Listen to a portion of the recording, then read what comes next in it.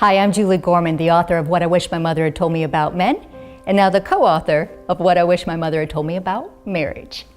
And I'm Greg Gorman.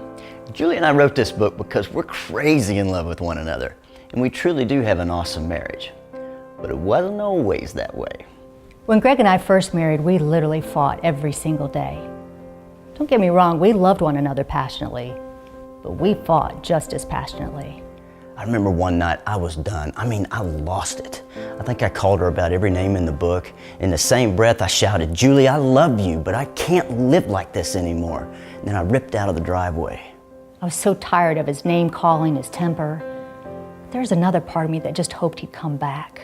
I kept thinking, I can't live with her constant need to control and question my every single move. I can't win. I loved Greg. I just wanted him to love me. I knew I loved Julie. I just couldn't figure out how to make her feel it. I remember crying out, "Lord, I went through one divorce. I don't want to go through another. Change me, change him. Do whatever it takes, but heal my marriage." And that's when God gently challenged me, quit being Greg's Holy Spirit.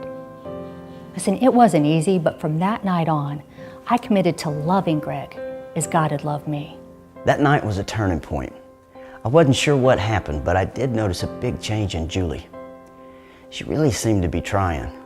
She even bought me a big basket full of fishing supplies. Now that was a huge gesture because I loved fishing, but to say the least, it had been a point of contention in our marriage.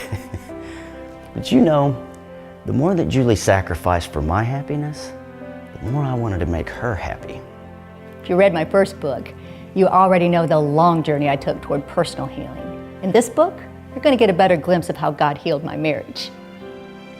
Now we're pretty transparent, but our hope is that by sharing our mistakes, you'll be able to avoid them.